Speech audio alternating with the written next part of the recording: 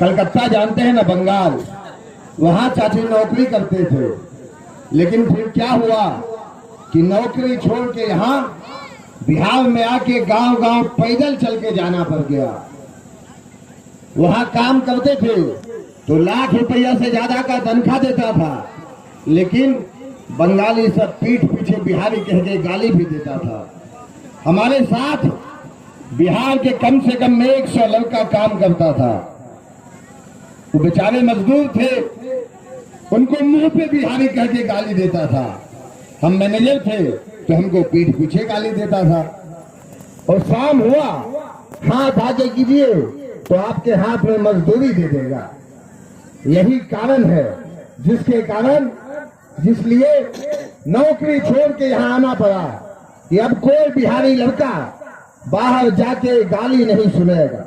यहाँ देखिए गुलफाम बैठा है, यहाँ ये सामने अमरजीत बैठा है, ऐसे सैकड़ों लड़के, कहीं बाहर ये नौकरी करता था, वो भी कहीं बाहर, सुजीत जी है वहां, सब अपना नौकरी छोड़ के बिहार में वापस आ गया कि अब कोई दूसरा नौजवान जो यहाँ से बाहर जाएगा बिहारी कह के गाली नहीं सुनेगा।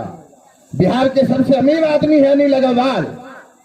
अनिल अग्रवाल बिहार के सबसे अमीर आदमी है। एक चिप होता है, आजकल जो मोबाइल लैपटॉप देखते हैं, टीवी देखते हैं, सेमीकंडक्टर का चिप होता है। बिना उसके, नौजवान जानते होंगे, बिना उसके मोबाइल टीवी बन नहीं सकता। उसका फैक्ट्री लगाना था उनको। बिहार के अनिल अग्रवाल फैक्ट्री जाके लगाए गुजरात में। उस फैक्ट्री का मालिक बिहार का, और फैक्ट्री में काम करेगा जो मजदूर, वो भी बिहार से जाके करेगा। तब क्या बिहार में जमीन की कमी है? काहे चला गया वहां? काहे कि हम लोग बिहार में बटन दबाते हैं। तो देखिए गुजरात का विकास देखिए, आंख खोल के देखिए। 1 लाख करोड़ का लोन लिया भारत सरकार ने। मोदी जी ने 1 लाख करोड़ का लोन लिया जापान से। बुलेट ट्रेन चलेगा। कहाँ चलेगा? गुजरात से महाराष्ट्र तक चलेगा। और उस लोन का पैसा कौन चुकाएगा? हम, आप। गमछी खरीदे हैं तो गमछी में टैक्स दिए ना सरकार को, तो अब चुकाइए लोन। यहाँ हर साल आप आरा जंक्शन पे जाके धरना करते हैं कि भैया फलना ट्रेन का 5 मिनट का स्टॉपेज चाहिए। आपको ट्रेन का स्टॉपेज नहीं मिलेगा और वहां बुलेट ट्रेन चलेगा। देखिए 26 एमपी का राज्य है गुजरात, और हम लोग कितना जिता के भेजे थे? 40 में 39 गो। हम लोग को लोकल ट्रेन नसीब नहीं है, लोकल ट्रेन नहीं मिलता है। और उस स्टेशन के बाहर जाइए, हम 3 महीना पहले आए हैं आपके यहाँ के हैं नहीं, बेगूसराय के रहने वाले हैं। अन्नी के भोजपुरी सिखल जानी जा, अभी उतना अच्छा से सीख नहीं पाए हैं। अगली बार आएंगे तो आपसे भोजपुरी में बात करेंगे। लेकिन जब उतरे आपके जंक्शन पे तो देखिए बाहर निकल के मोदी जी का एक बड़का पोस्टर, और लिखे क्या है पोस्टर पे? बिहार के, भारत के 80 करोड़ लोगों को हर महीना मुफ्त में 5 किलो अनाज। हमको तो देख के मन किया वही नाली में डूब के मर जाए। इसे खुश होने की बात है। 77 साल हो गए आजादी को। 77 साल के बाद भी हमने अपनी जनता को इतना अपाहिज बना के रखा है कि 5 किलो अनाज के लिए लाइन में लगना पड़ता है। और हमारे नेता उसका बड़का पोस्टर लगाते हैं, पोस्टर लगाए हुए हैं। आधा से ज्यादा आबादी 5 किलो अनाज के लिए लाइन में लगेगा, वो भी 5 किलो मिलेगा नहीं, 1 किलो काट के 4 किलो मिलेगा।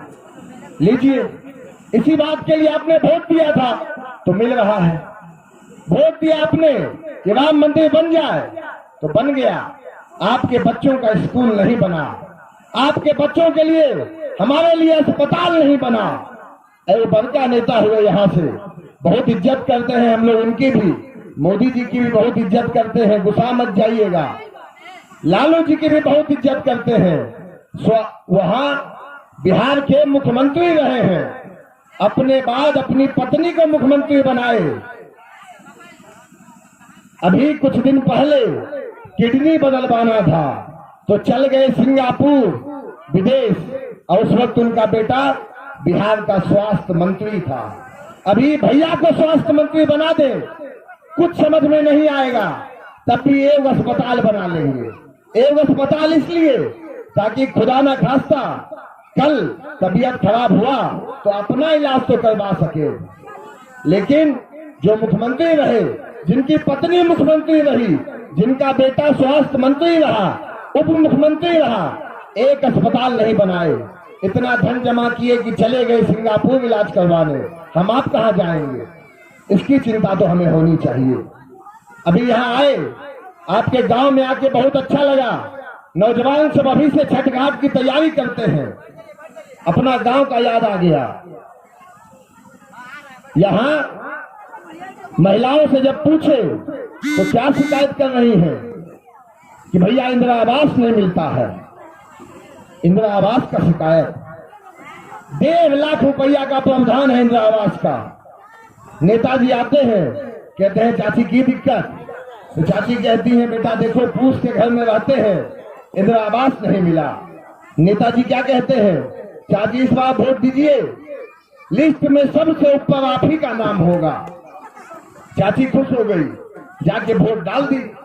लेकिन चाची को ये नहीं पता, आपके घर से निकला तो बगल के घर में गया, वहां पूछा चाची क्या दिक्कत, तो चाची भी बोली बेटा इंदिरा आवास नहीं मिल रहा है, देखो टुट्टल घर में रहते हैं।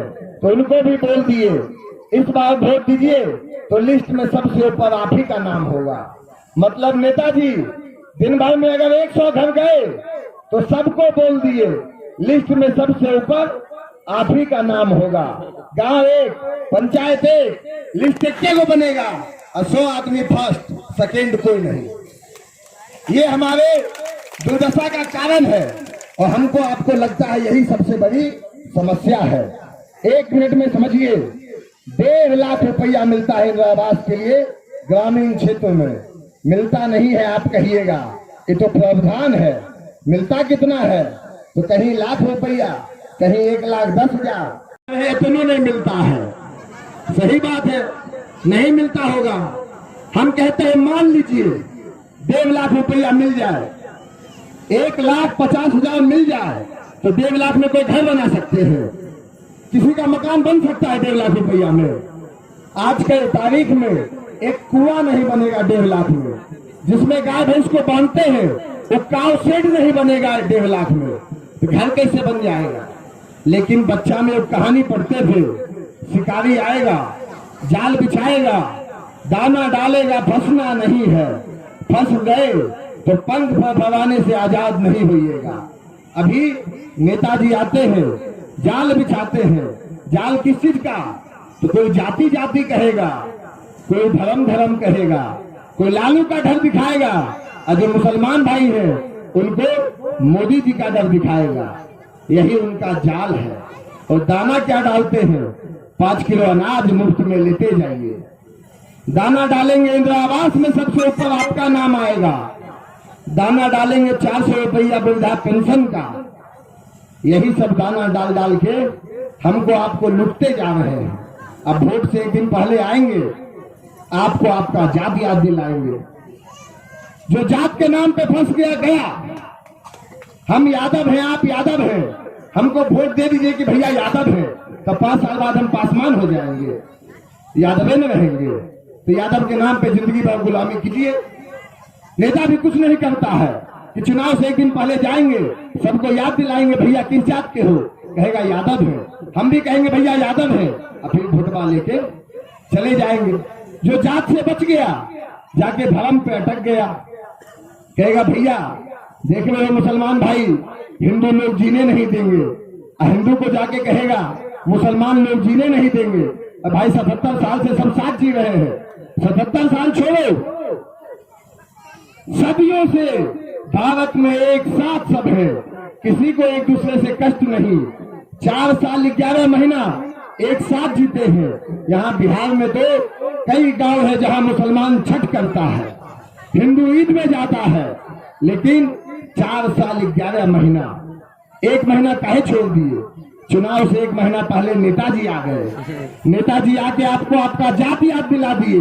अब आप चाकू लेके निकल गए, दूसरे जात को काट देंगे, काटिए। आपका बच्चा भी उसमें कटेगा।